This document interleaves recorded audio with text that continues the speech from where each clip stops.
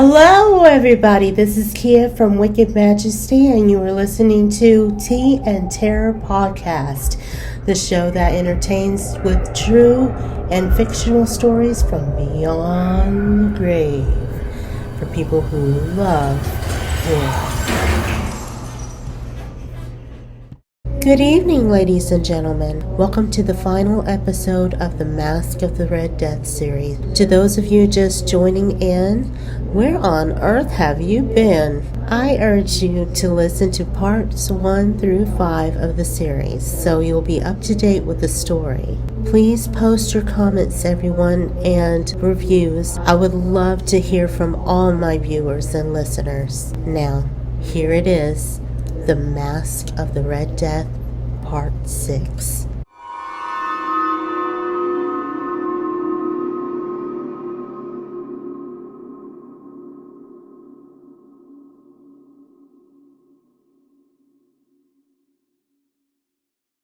Amid the profusion of gold ornaments that lay scattered to and fro or depended from the roof, there was no light of any kind emanating from lamp or candle within the suite of chambers, but in the corridors that followed the suite there stood, opposite to each other, a heavy tripod bearing a brazier of fire that projected its rays through the tinted glass and so glaringly illumined the room, and thus were produced a multitude of gaudy and fantastic appearances, but in the western or black chamber the effect of the firelight that streamed upon the dark hangings through the blood-tinted panes was ghastly in the extreme and produced so wild a look on the countenances of those who entered that there were few of the company bold enough to set foot within the precincts at all. It was in this apartment also that there stood against the western wall a gigantic clock of ebony. Its pendulum swung to and fro with a dull, heavy, monotonous clang, and when the minute hand made the circuit of the face, and the hour was to be stricken, there came from the brazen lungs of the clock a sound which was clear and loud and deep and exceedingly musical, but of so peculiar a note and emphasis that each lapse of an hour the musicians of the orchestra were constrained to pause momentarily in their performance to hearken to the sound, and thus the waltzers' performance ceased their evolutions, and there was a brief disconcert of the whole gay company. And while the chimes of the clock yet rang, it was observed that the giddiest grew pale, and the more aged and sedated passed their hands over their brows, as if in confused reverie or meditation. But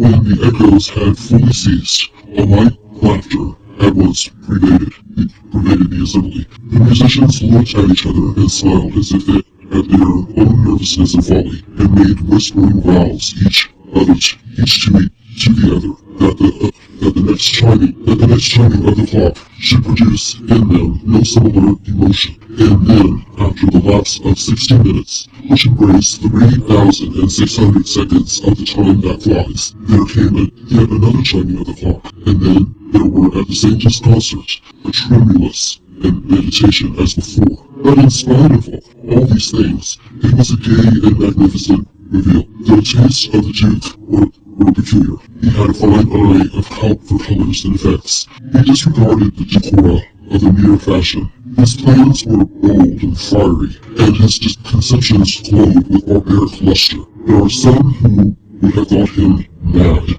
His followers felt that he was not. It was necessary to hear and see and touch him to be sure that he was not. He had directed in great part the movable embellishments of the 7 chambers. Upon occasion of this great feat, and it was his own guiding taste which had given character to the masqueraders. Be sure they were grotesque. There were much glare and glitter and piquancy and phantasm, much of what has been since seen in Hernani. There were arabesque passions. There were much of the beautiful, much of the wanton, much of the bizarre, something of the terrible, and not a little of that which might have excited disgust. To and fro in the 7 chambers there stalked, in fact, a multitude of dreams, and these The dreams writhed in and about, taking hue from the rooms and causing the wild music of the orchestra to seem as the echo of their steps. And Evan there strikes the ebony clock, which stands in the hall of the velvet. And then, for a moment, all is still and all is silent, save the voice of the dreams are stiff frozen as they stand, but the echoes of the chime die away. They have endured but an instant, and a light, half-subdued laughter floats after them as they depart. And now again, the music swells, and the dreams live and ride to and fro, more merrily than ever, taking hue from many tinted windows through which stream the rays from the tripods. But to the chamber which lies most westwardly of the seven, there are now none of the masters who venture for the night is wading away, and there flows a ruddier light through their blood-colored panes, and the blackness of the safe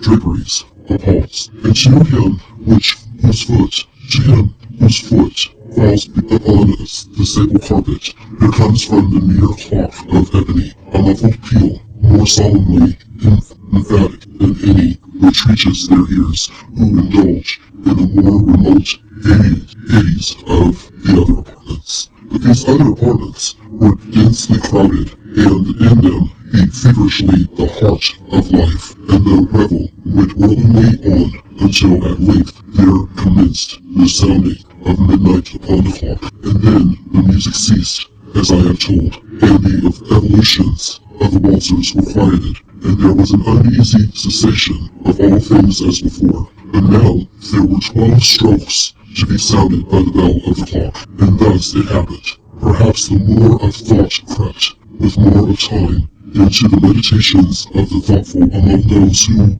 revealed, and thus too it happened perhaps that before the last echoes of the last chime had utterly sunk into silence, there were many individuals in the crowd who had found leisure to become aware of the presence of a masked figure, which had arrested the attention of no single individual before, and the rumor of this new presence having spread itself whisperingly around, there arose at length from the whole company a buzz, or murmur, expressive of disapprobation, and surprise, then finally of terror, of horror, and of disgust. In an assembly of phantasm, such as I have painted, it may well be supposed that no ordinary appearance could have excited such sensation. In truth, the masquerade license of the night was nearly unlimited, but the figure in question had heralded, and gone beyond the bounds of even the prince's indefinite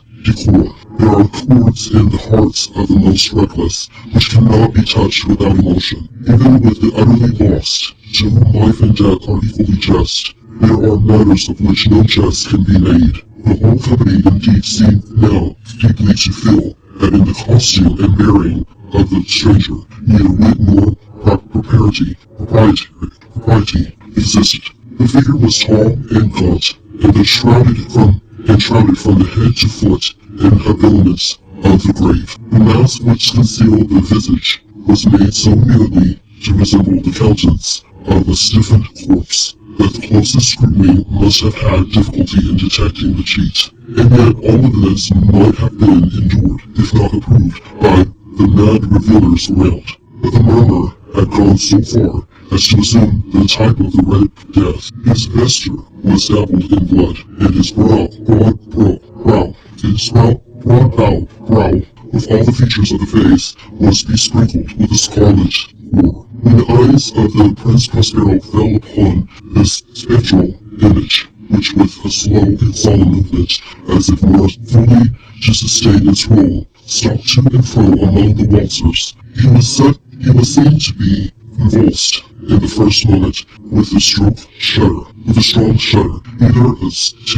either of terror or distaste, but in the next, his brow reddened with rage. Who dares, he demanded hoarsely of the counters who stood near him, who dares insult us with this blasphemous mockery? Seize him and unmask him, that we may know whom we have to hang at sunrise from the battlements. It was in the eastern or blue chamber in which stood the Prince Prospero as he uttered these words. They rang throughout the 7 rooms loudly and clearly, for the prince was a bold and robust man, and the music had become hushed at the wavering of his hand. It was in the blue room where stood the prince, with a group of pale courtiers by his side. At first as he spoke, there was a slight hot-brushing movement of this group in the direction of the intruder, who at the moment was also near hand, and now, with deliberate and stately step, made closer approach to the speaker. But from the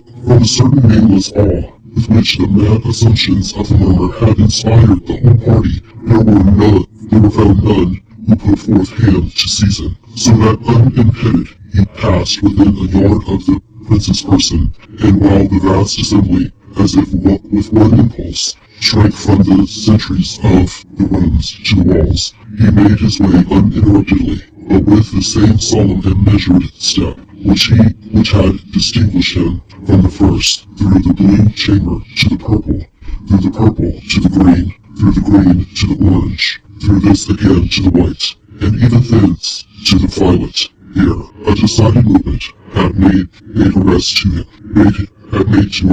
It was then, however, that the Prince Prospero, maddening with rage, and the same of his own momentary cowardice, rushed hurriedly through the 6 chambers, while none followed him on account of a deadly terror that had seized upon all. He bore aloft a drawn dagger, and had approached in rapid impetuosity to within 3 or 4 feet of the retreating figure, when the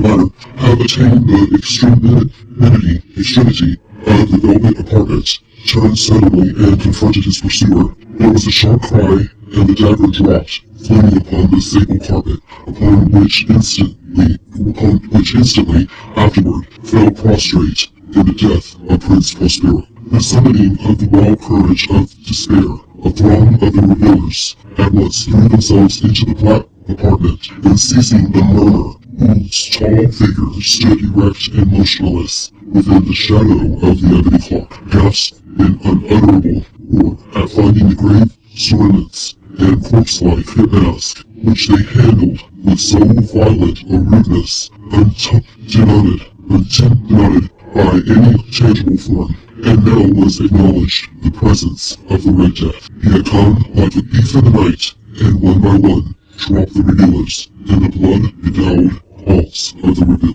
and died each in the despairing posture of his fall. And the life of the ebony clock went out with that of the last of the day, and the flames of the tripods expired, and darkness and decay, and the Red Death held illimitable dominion over all. Well, that is our episode for the week. Thank you for listening. If you want to hear more episodes coming up in the future, then definitely add the Tea and Terror to your playlist on Spotify or Apple Podcast. You can also check out the show on my Wicked Majesty channel. This is Keya, and I will catch you next week. Same time, same place. Have a good night.